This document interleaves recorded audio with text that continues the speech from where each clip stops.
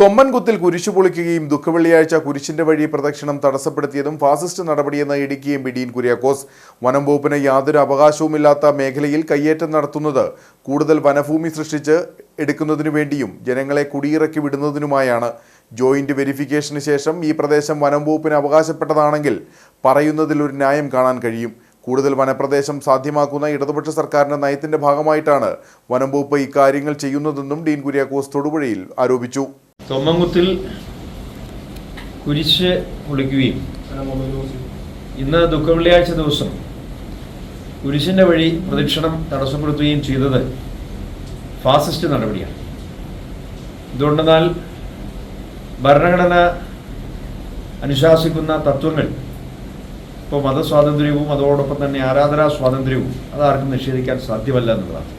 Joint verification കഴിഞ്ഞ് ഈ പറയപ്പെടുന്ന പ്രദേശം വനംവകുപ്പിന് അവകാശപ്പെട്ടതാണ് എങ്കിൽ നമുക്ക് ഈ പറയുന്നതിനൊക്കെ ഒരു ന്യായം നമുക്ക് കാണാൻ കഴിയും. ഇത് യാതൊരു ന്യായവുമില്ലാതെ വനംവകുപ്പ് കാട്ടിക്കൂട്ടുന്ന ഒരു കോപ്രായമായിട്ട് മാത്രമേ നമുക്കിതിനെ കാണാൻ കഴിയുള്ളൂ. അതിക്രമമാണ് നടന്നിട്ടുള്ളത്. ഇവിടെ ജനങ്ങളെ കുടിയൊഴിപ്പിച്ചു വിട്ട് കൂടുതൽ വനപ്രദേശം സാധ്യമാക്കുന്ന ഇടതുപക്ഷ സർക്കാരിൻ്റെ നയത്തിൻ്റെ ഭാഗമായിട്ടാണ് വനംവകുപ്പ് ഈ കാര്യങ്ങൾ ചെയ്തിട്ടുള്ളത് എന്ന് ഞാൻ ആരോപിക്കുകയാണ്.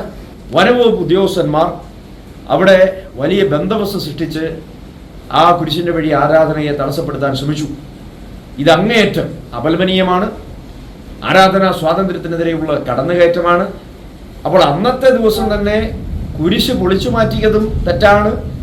ഇന്ന് കുരിശിൻ്റെ വഴി പ്രദക്ഷിണം തടസ്സപ്പെടുത്തിയതും തെറ്റാണ്.